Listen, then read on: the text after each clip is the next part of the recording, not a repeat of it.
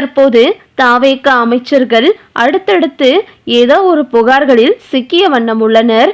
எனதான் அதிமுகவிலிருந்து பலரும் தாவேகாவிற்கு தாவினாலும் இன்னும் தாவேக அமைச்சர்கள் ஒவ்வொரு சிக்கலில் மாட்டுவதை வழக்கமாக வைத்து வருகின்றனர். அதாவது மனிதவளத்துறை அமைச்சராக இருப்பவர் கில்லி சரத்குமார். தாம்பரம் சட்டமன்ற தொகுதியில் போட்டியிட்ட கில்லி சரத்குமார் 1,00,000க்கும் மேற்பட்ட வாக்குகள் பெற்று வெற்றி பெற்றார். முதல்வர் விஜய் தலைமையிலான அமைச்சரவையில் கில்லி சரத்குமாருக்கு மனிதவளத்துறை ஒதுக்கப்பட்டுள்ளது. எம்எல்ஏ கில்லி சரத் மனிதவளத்துறை அமைச்சராக இருக்கிறார். இந்த நிலையில் அமைச்சர் சரத்குமார் பற்றி சோசியல் மீடியாவில் அதிகம் பேசப்பட்டு வருகிறது. சில ஆண்டுகளுக்கு முன்பு போதைப் பொருளை பயன்படுத்துவதைப் போல அவர் போட்டிருந்த வீடியோ தற்போது அவருக்கு எதிராகவே திரும்பியுள்ளது. அதாவது சேப்பாக்கம் மைதானத்தில் செல்போனில் வெள்ளை நிறத்தில் ஒன்றை பவுடராக்குவது போன்ற வீடியோ ஒன்று இணையத்தில் வைரலாகி வருகிறது. கடந்த 2 வருடங்களுக்கு முன்பு எடுத்த வீடியோ தற்போது சர்ச்சைக்குள்ளாகி இருக்கிறது. அமைச்சர் போதைப் பொருள் பயன்படுத்தினாரா என்ற சந்தேகமும் எழுந்துள்ளது. இந்த வீடியோ சர்ச்சையானதை அடுத்து சரத்குமார் விளக்கம் அளித்து வீடியோ வெளியிட்டிருந்தார். அதாவது அவர் கூறுகையில், என் குழந்தைக்கு சளி மாத்திரை கொடுக்க வேண்டிய நிலை ஏற்பட்டது.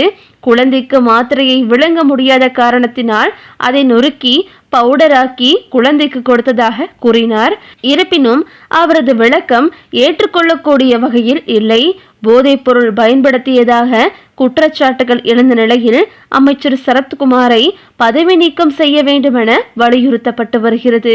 கில்லி சரத்தின் அமைச்சர் பதவியை நீக்க கோரி திமுக மாணவர் அணியும் மாநிலம் முழுவதும் ஆர்ப்பாட்டத்தை நடத்தியது. இப்படியாக சரத்குமாரின் வீடியோ விவகாரம் பெரும் சர்ச்சையாக வெடித்துள்ளது. தாவேகா கட்சிக்குள் பூதாகரமாகவும் வெடித்துள்ளது. இந்த விஷயத்தில் முதல்வர் விஜயின் கவனத்தையும் எட்டியிருக்கிறது. இந்த விஷயம் பூதாகரமாக மாறியுள்ள நிலையில் அமைச்சர் சரத்குமார் பொதுச் செயலாளர் புஷி ஆனந்தை சந்தித்து பேசி இருப்பதாகவும் கூறப்படுகிறது.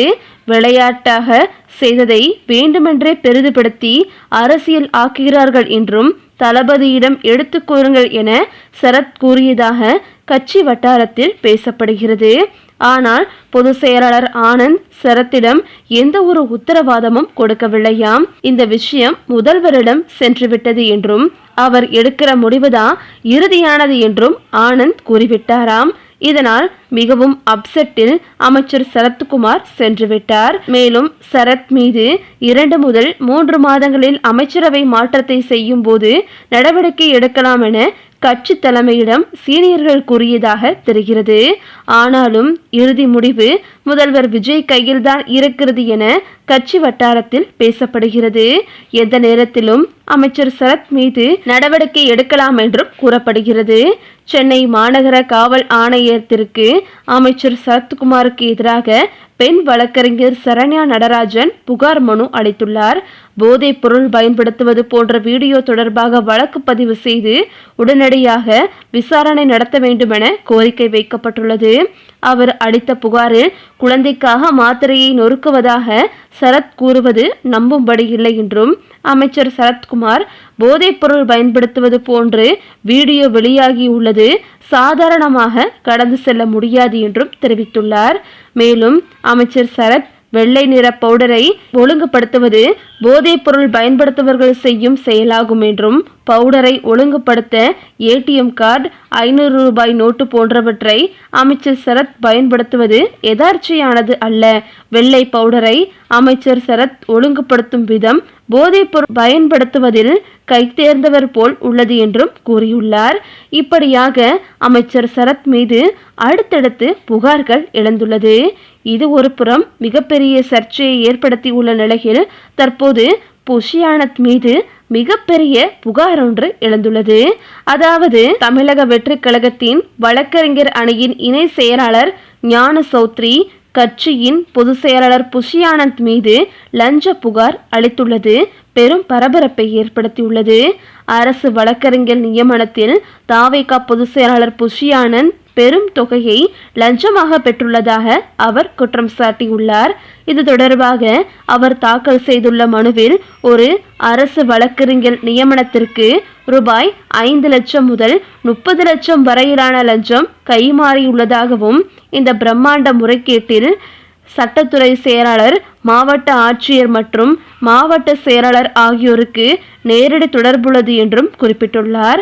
இந்த விவகாரம் தொடர்பாக கட்சியின் தலைவரும் தமிழக முதல்வருமான விஜய் அவர்கள் உடனடியாக தலையிட்டு உரிய விசாரணை நடத்தி கடுமையான நடவடிக்கை எடுக்க வேண்டும் என்று அவரது மனுவில் வலியுறுத்தியுள்ளார்.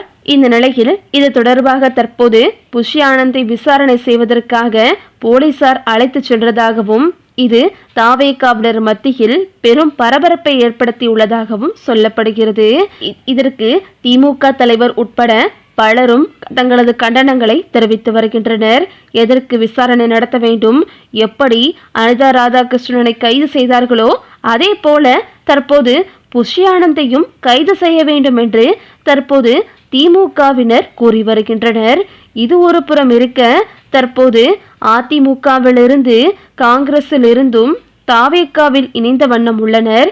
அவர்கள் இணைந்ததும் அவர்களுக்கு முக்கிய பதவிகளையும் பொறுப்புகளையும் தாவேகா தலைமை கொடுத்து வருகிறது.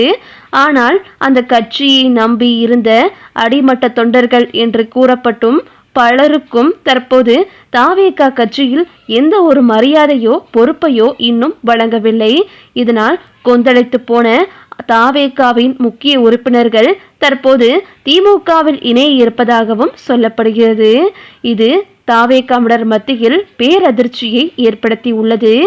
ஏற்கனவே 2 அமைச்சர்களும் தற்போது அடுத்தடுத்து பெரும் பாதிப்பை சந்தித்து வரும் இந்த சூழ்நிலையில் தற்போது தாவேகா நிர்வாகிகள் வரிசை கட்டிக்கொண்டு திமுகவில் இணைய இருப்பது பேரதிர்ச்சியை ஏற்படுத்தியுள்ளது. புஷி ஆனந்த் இந்த புகாரிலிருந்து எப்படி மீளப் போகிறார் என்று அனைவரும் எதிர்பார்த்து காத்து கொண்டிருக்கின்றனர். ஒருபுறமோ புஷி ஆனந்த் கைதாவது உறுதி என்றும், ஏற்கனவே தாவேகாவில் ஒருவர் லஞ்சம் பெற்றதற்கு விஜய் அவரை பதவி நீக்கம் செய்துள்ளார்.